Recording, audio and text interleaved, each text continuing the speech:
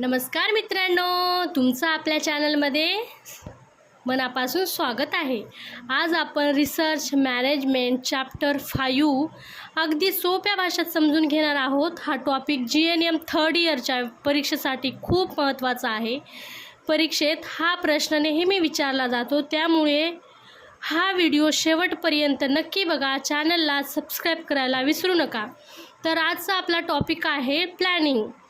Planning म्हणजे काय? नियोजन। त्याच्यामध्ये आपण त्याची व्याख्या पाहणार आहोत, तत्त्वे, फायदे, त्याच्या पायऱ्या आणि प्रोग्राम प्लॅनिंगचा नमुना पाहणार आहोत। तर थोडक्यात प्लॅनिंग म्हणजे काय? प्लॅनिंग म्हणजे एखादे काम सुरू करण्यापूर्वी त्याची आधीची तयारी। सोप्या भाषेत सांगायचं झाले तर काय करायचं, कसे करायचं, केव्हा करायचं आणि कोण करणार हे आधीच ठरवणे म्हणजेच प्लॅनिंग। उदाहरणार्थ, जर तुम्हाला परीक्षेत पास व्हायचं असेल तर तुम्ही अभ्यासाचं वेळापत्रक बनवता। कोणता विषय आधी करायचं आणि किती वेळ करायचं हे प्रश्न महत्त्वाचे तुम्ही ठरवता आणि अभ्यासाला सुरुवात करता। यालाच काय म्हणतात? प्लॅनिंग। तर आता आपण खूप सोप्या भाषेमध्ये प्लॅनिंग हा चॅप्टर समजून घेणार आहोत। चला तर आपण व्हिडिओला सुरुवात करूया। त्याची प्रस्तावना पाहूया थोड्या शब्दामध्ये। आपण प्रकरण 4 मध्ये व्यवस्थापन कार्यसाखळी पाहिलीच। हे सर्व कार्य एकटा व्यवस्थापक करू शकणार नाहीत। आरोग्य खात्यामधील व्यवस्थापन अति क्लिष्ट म्हणजे कॉम्प्लेक्स व कठीण असेल तर देखील व्यवस्थित रीतीने पार पाडत असते, कारण आरोग्य संघातील हेल्थ टीम प्रत्येक व्यक्तीने समन्वयाने व सहकार्याने भार उचलून ते व्यवस्थित रीतीने पार पाडण्याची मदत करत असते। तर हॉस्पिटलमधले काम हे एकट्याने होत नाही, तर त्याला मदत करण्यासाठी व्यक्ती लागतात, तर त्याला हेल्थ टीम म्हणतात। हेल्थ टीमनेच हॉस्पिटलातली सगळे काम करणे शक्य आहेत। आपण थोडक्यात प्रस्तावना पाहिल्यानंतर आपण पुढची त्याची आता तत्त्वे पाहूया। आपण व्हिडिओ हा शेवटपर्यंत बघा, कारण की मी तुमच्यासाठी शॉर्ट नोट्स पण याचे काढून ठेवले आहेत तुमच्यासाठी, तर व्हिडिओ पूर्ण बघा। आपण आधी त्याची व्याख्या पाहूया। डेफिनेशन प्लॅनिंगची म्हणजे इम्प्लांटेशन कसं करायचं। प्लॅनिंग हे व्यवस्थापनातील पहिले व महत्त्वाचे कार्य असून भविष्य काळात होणाऱ्या कार्यक्रमाची अंमलबजावणीपूर्वी इम्प्लांटेशन मूल्यमापनाचे अनुमाप काढून त्यानुसार आपल्या कामाची आखणी करणे होय। तर आपण त्याचे आता तत्त्वे, नियोजनाचे तत्त्वे पाहणार आहोत। प्रिन्सिपल ऑफ प्लॅनिंग याचे तत्त्वे 17 आहेत, तर आपण एक एक बघूया। नियोजन हे साधे परंतु दर्जेदार असावे। नियोजन कसे? साधे पण दर्जेदार असावे। नियोजन हे सहज व सुलभतेने समजलेले असे असावे। नियोजन हे सुलभतेने समजेल असे असावे। नियोजन हे विश्वसनीय असावे, कारण त्याच्यावर विश्वास पण असावा। नियोजन हे प्राधान्य रूप असावे। नियोजन हे सहजपणे प्रत्यक्षात राबविता येण्यासारखे असावे। नियोजन हे सत्य परिस्थितीवर आधारित असावे। नियोजन ध्येय व उद्दिष्ट पूर्ती आधारित असावे। नियोजन हे उपलब्ध साधन सामुग्रीचा जास्तीत जास्त उपयोग करता येण्यासारखा असावा। नियोजन हे ठरवलेल्या बजेटामध्येच होणारे असावे। नियोजन हे प्रसंगानुरूप बदल करण्यासारखे असावे। नियोजनामध्ये कालावधी ठरवलेला असावा। नियोजनामध्ये साधन सामुग्रीसाठी पर्यायी व्यवस्था केलेली असावी। नियोजनामध्ये पॉलिसी ठरवलेल्या असाव्या। नियोजनामध्ये जागा ठरवलेली असावी, तसे जागेसाठी पर्यायी व्यवस्थाही केलेली असावी। नियोजनामध्ये कार्यक्रमाचे नियोजन केलेले असावे व ऐनवेळी पर्यायी न करता अगोदरच त्याची प्लॅनिंग करून ठेवलेली असावी। तर अजून 16 नंबर पाहूया। नियोजनामध्ये प्रत्यक्षात काम करणार कर्मचारी वर्ग आणि पर्यवेक्षीय काम करणारा कर्मचारी वर्ग ठरविलेला असावा। आणि 17 नंबर, नियोजन काम करत असताना येणाऱ्या अडीअडचणीचा विचार करून उपाय सुचवलेले असावे। आता आपण नियोजनाचे तत्त्वे पाहिले, नियोजनाचे आता फायदे पाहूया आपण।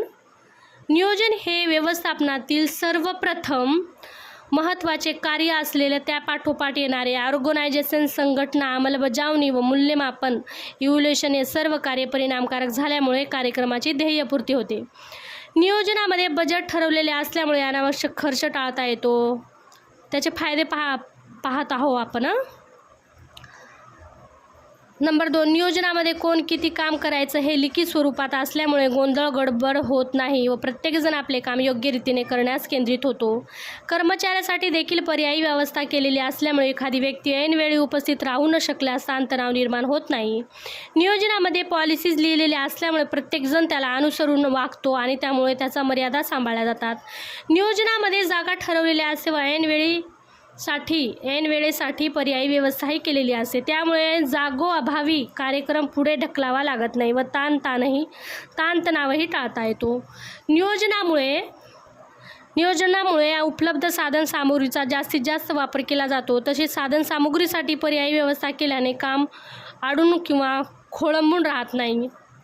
नियोजनामध्ये कार्यक्रम कधी सुरू करावा कधी संपवावा त्याचा कालावधी दिलेला असल्यामुळे कामे वेळेत सुरळीत होतात आणि वेळेत संपविले जातात. वेळ वाया जात नाही.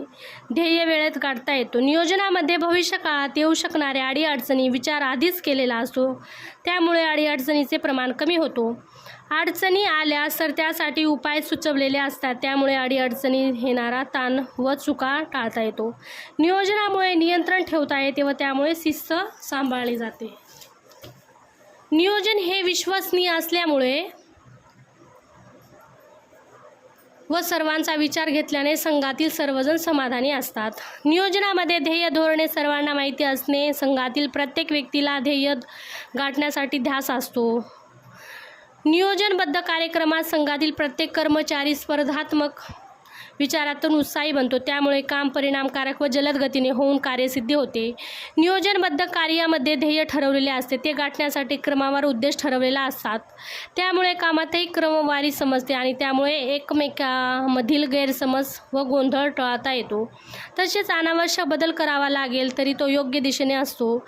नियोजनामुळे मनी मटेरियल यांनी योग्य पुरवठा होतो व योग्य उपयोग होतो. त्यामुळे शक्तीचा वेळेची आणि पैशाची साहित्य काटकसरी वापरल्यामुळे साहित्याची बचत होते. नियोजनामुळे कर्मचारीची मूल्यमापन तसेच कामाचे मूल्यमापन करता येतो. त्यांचा फायदा आपल्यालाच कामामध्ये सुधारणा करण्यासाठी होतो.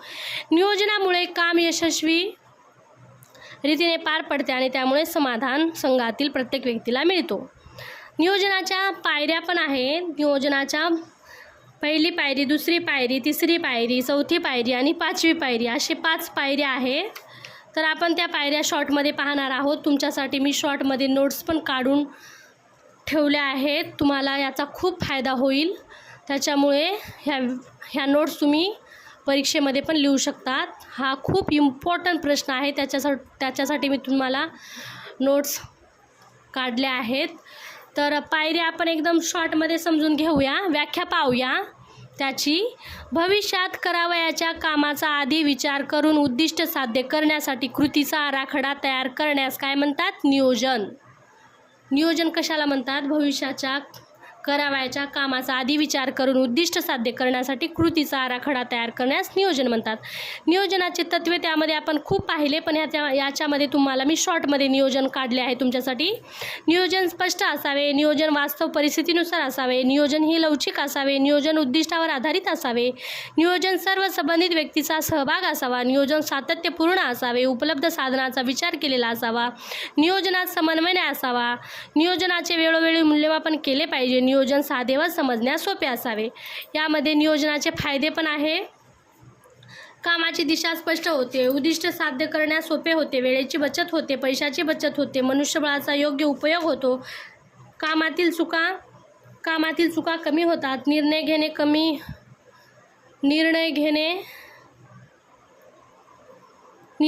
कमी होतो. समन्वय वाढतो. कामाची गुणवत्ता सुधारते. संस्थेची प्रगती होते.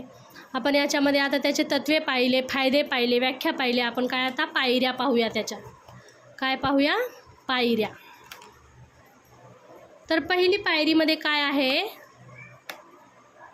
पहिली पायरी म्हणजे सर्वेक्षण करून गरजा शोधून काढणे. अपेक्षित कामाच्या वस्तुस्थिती म्हणजे प्राप्त परिस्थितीचे निरीक्षण करावे. तेथील सर्वेक्षण करून गरजा शोधून काढाव्या. दुसरी पायरीमध्ये एखाद्या ठिकाणचे सर्वेक्षण केल्यानंतर त्या भागातील आरोग्यविषयक समस्यांची यादी तयार होते. तिसरी पायरी ध्येय व उद्दिष्ट ठरविणे. म्हणजेच कामाचे ध्येय काय आहे हे प्रथम ठरवीन. ध्येय गाठण्यासाठी कोणकोणते उद्देश पूर्ण करणे गरजेचे आहे हे ठरवावे. यशस्वीसाठी ध्येय उद्दिष्ट ठरवणे अत्यंत गरजेचे आहे. चौथी पायरी पाहूया. चौथी पायरीमध्ये मॅन, मनी, मटेरियल आणि टाईम खूप इम्पॉर्टंट आहे. ह्याच्यामध्ये तुम्ही अजून लॉंग पॉईंट तुम्ही लिहू शकता. पाचवी पायरी प्रोग्राम तयार करणे, आखणी करणे. वरील सर्व गोष्टीचा पुरेपूर विचार व्हावा. सर्वांचा विचार विनियमाने वरील सर्व निश्चित झाल्यानंतर अंमलबजावणी सर्व गोष्टी लिखित स्वरूपात कागदावर नकाशा काढल्याप्रमाणे लिहून ठेवावेत. तर मित्रांनो, आज आपण प्लॅनिंग हा टॉपिक पाहिलं. त्याच्यामध्ये त्याची व्याख्या, नियोजन, तत्त्वे, फायदे आणि त्याचे पायऱ्या एवढंच आहे 5व्या प्रकरणमध्ये, प्लॅनिंगमध्ये. दुसरं काही नाही. तर व्हिडिओ आवडला असेल तर व्हिडिओला लाईक करा, शेअर करा, कमेंट करायला विसरू नका. तुमच्यासाठी मी शॉर्टमध्ये नोट्स पण काढून आणल्या आहेत. तर व्हिडिओला लाईक करा. चला भेटूया आपण नेक्स्ट व्हिडिओमध्ये. बाय.